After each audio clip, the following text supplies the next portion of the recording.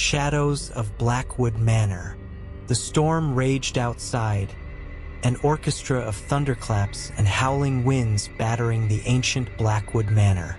Emma Sinclair stood at the entrance, her flashlight flickering as she stared up at the imposing silhouette of the mansion. The once grand estate had been abandoned for decades, and tonight it seemed almost alive, a beast waiting to swallow her whole. She clutched the leather-bound journal she had discovered in her late grandmother's attic, its cryptic entries leading her here. Emma wasn't one for ghost stories. As a freelance journalist, she thrived on uncovering truths, not perpetuating myths. But her grandmother's last words haunted her. The truth lies in Blackwood Manor. Don't let it rest. Something in her frail, trembling voice had compelled Emma to dig deeper, eventually unearthing the journal that spoke of dark rituals, missing townsfolk, and whispers from the shadows. Pushing the heavy wooden doors open, Emma's flashlight revealed a grand foyer blanketed in dust. A chandelier hung precariously, its crystals swaying as if disturbed by an unseen breeze. The air was thick with the scent of decay and mildew. She hesitated, her breath visible in the unnaturally cold air, then stepped inside, the door creaking shut behind her. The journal mentioned a hidden study on the second floor, a place where her ancestor, Jonathan Blackwood, conducted forbidden research. Emma climbed the sweeping staircase, her footsteps muffled by a threadbare carpet. The floorboards groaned beneath her weight, their protests echoing through the cavernous halls. Reaching the second floor, Emma's flashlight illuminated faded portraits lining the corridor. Each painting depicted members of the Blackwood family, their eyes following her with unnerving precision. One portrait caught her attention, a stern-faced man with piercing blue eyes and a hand resting on a stack of books. Beneath it, a brass plaque read, Jonathan Blackwood, 1857 to 1912. She turned away, feeling those painted eyes bore into her back, and continued down the corridor. The journal's instructions were specific. The study was behind a false wall in the eastern wing.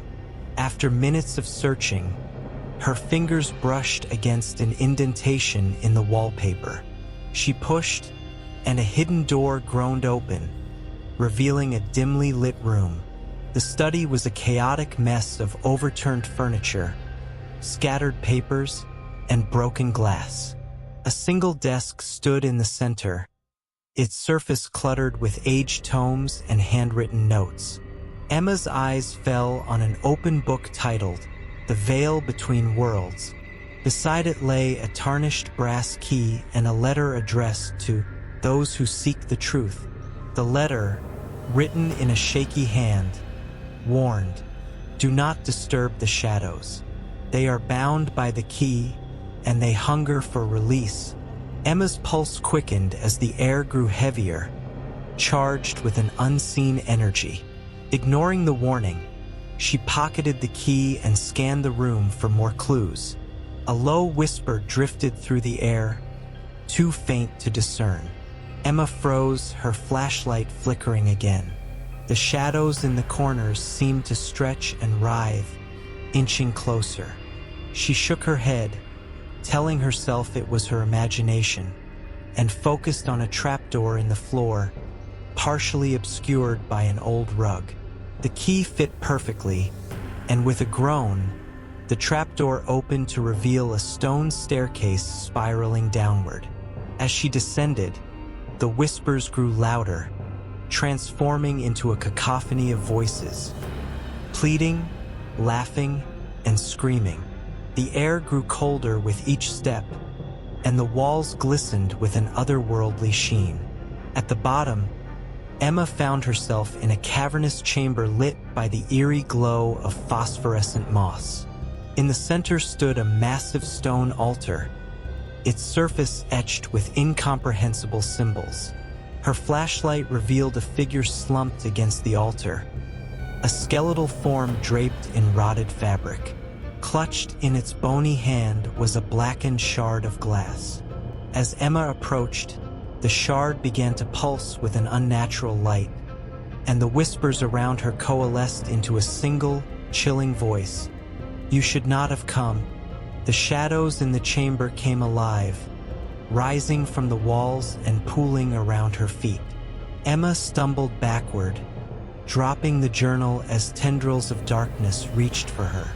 Desperately, she grabbed the shard from the skeletal hand, its cold surface burning into her palm. The shadows recoiled with an anguished scream, retreating to the edges of the chamber. Clutching the shard, Emma's mind was flooded with visions. Jonathan Blackwood standing at the altar, conducting a ritual that tore the veil between worlds. Townsfolk sacrificed to appease the horrors unleashed, the manor becoming a prison for the darkness he had summoned. The shard was the key to sealing the veil, but only if returned to its rightful place atop the altar. The shadows, sensing her intent, surged forward. Emma sprinted to the altar, her breath ragged as the dark tendrils lashed out. Summoning every ounce of courage, she slammed the shard into the altar's central groove. A blinding light erupted, accompanied by a deafening roar. The shadows writhed and screamed, consumed by the light as the cavern trembled violently. When the light faded, Emma found herself alone in the now silent chamber. The altar was cracked, its symbols faded, and the shard lay inert. Climbing back to the surface, she emerged into the first light of dawn, the storm having passed. The manor, once foreboding, now seemed lifeless, a hollow shell of its former menace. Emma left Blackwood Manor, the journal and shard in hand, vowing to uncover the full truth of her family's dark legacy. But as she walked away, she couldn't shake the feeling that she was being watched, that the shadows were not entirely gone. Some secrets, she realized, were never meant to be uncovered.